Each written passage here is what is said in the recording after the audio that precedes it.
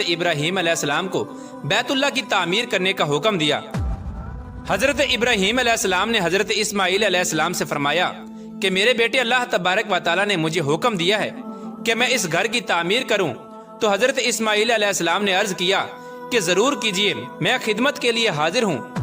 چنانچہ ایک روایت کے مطابق خانہ کعبہ کی بنیادوں کی نشاندہی حضرت جبرائیل علیہ السلام نے کی۔ اس پر حضرت ابراہیم علیہ السلام اور حضرت اسماعیل علیہ السلام نے تعمیر کا کام شروع کیا۔ جب کھدائی شروع ہوئی تو قدیمی بنیادیں ظاہر ہونے لگیں جن پر حضرت آدم علیہ السلام نے بیت اللہ شریف کی تعمیر کی تھی۔ حضرت آدم علیہ السلام کی بنیادوں کے ظاہر ہو جانے کے بعد خانہ کعبہ کی تعمیر شروع ہوئی۔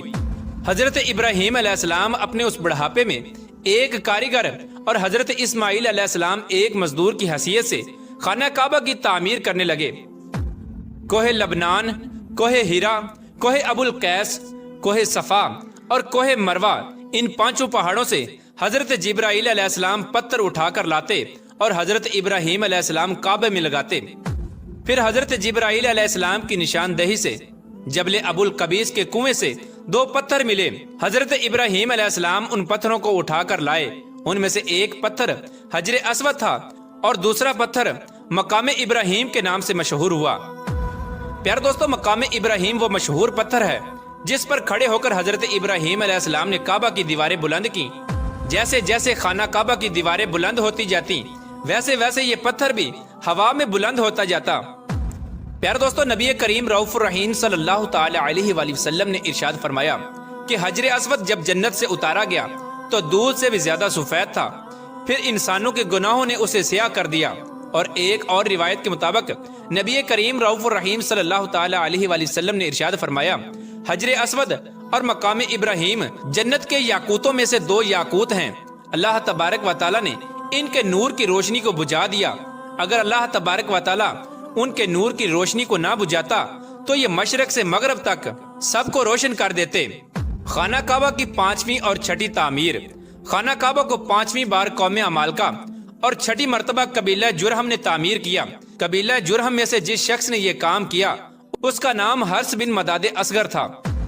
خانہ کعبہ کی 7ویں تعمیر۔ خانہ کعبہ کی 7ویں تعمیر کرنے والے نبی آخر الزمان حضرت محمد مصطفیٰ صلی اللہ تعالی علیہ وآلہ وسلم کے پاک نسب میں سے ایک بزرگ ہیں جن کا نام حضرت قصہ بن کلاب تھا۔ انہوں نے خانہ کعبہ کی از سر نو تعمیر کی اور ایک بے مثال پختہ عمارت تعمیر کرائی۔ پیارے دوستو، خانہ کعبہ کی 8ویں تعمیر کی ضرورت اس وقت پڑی جب قبیلہ قریش کے سرداری کے دور میں ایک زبردست سیلاب آیا جس سے خانہ کعبہ کی دیواریں بے حد کمزور ہو گئیں۔ تو متفقہ فیصلے کے تحت خانہ کعبہ کو قبیلہ قریش نے دوبارہ سے تعمیر کروایا، جس تعمیر میں نبی آخر الزمان حضرت محمد مصطفیٰ صلی اللہ تعالی علیہ وآلہ وسلم کی ذات اقدس نے بھی شرکت فرمائی۔ لیکن اس وقت سرمایہ کم ہونے کی وجہ سے قریش کی تعمیر میں حتیم کعبہ کو شامل نہیں کیا گیا تھا۔ خانہ کعبہ کی 9ویں تعمیر اس وقت ہوئی جب یزیدی فوج کی سنگ باری کی وجہ سے خانہ کعبہ کی دیواریں شکستہ ہو گئیں تو حضرت عبداللہ بن زبیر نے حتیم کعبہ جو کہ قریش کی تعمیر میں شامل نہیں کیا گیا تھا اس کو بھی شامل کر کے بنیاد ابراہیمی پر خانہ کعبہ کو نئے سرے سے تعمیر فرمایا۔ خانہ کعبہ کی 10ویں تعمیر۔ عبد الملک بن مروان کے نائب حجاج بن یوسف جو کہ ایک ظالم حکمران تھا، اس نے 74 ہجری میں پھر سے خانہ کعبہ کو قریش والی تعمیر کے مطابق بنوایا۔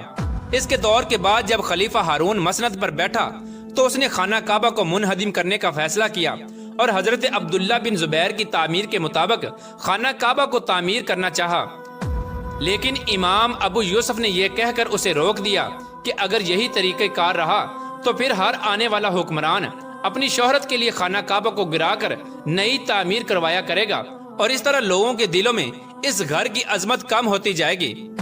پھر 1040 ہجری میں سلطنت عثمانیہ کے سلطان مراد بن احمد خان شاہ قسطنطنیہ نے حجر اسود والے رکن کے علاوہ ساری عمارت کی بنیاد کو بنیاد حجاج کے موافق تعمیر کروایا۔ اس تعمیر کا کام 6 ماہ کے اندر مکمل ہوا۔ اس نے خانہ کعبہ کے اندر سنگ مرمر کا پتھر لگوایا اور نہایت ہی خوبصورت چھت بنوائی اور باہر کی دیواریں سنگ خارا سے چونا میں چنی گئیں اور نہایت ہی نفیس اور ریشمی سیاہ رنگ کا پردہ خانہ کعبہ پر ڈالا گیا جس پر کلمہ طیبہ تحریر تھا اور سنہری لفظوں میں سلطان کا نام بھی لکھا ہوا تھا۔ اس طرح سلطنت عثمانیہ کی تعمیر کے بعد شاہ فہد بن عبد العزیز نے سن 1417 کو بیت اللہ شریف کی تجدید کا کام شروع کیا، لہٰذا اس طرح خانہ کعبہ کی موجودہ عمارت کم و بیش 404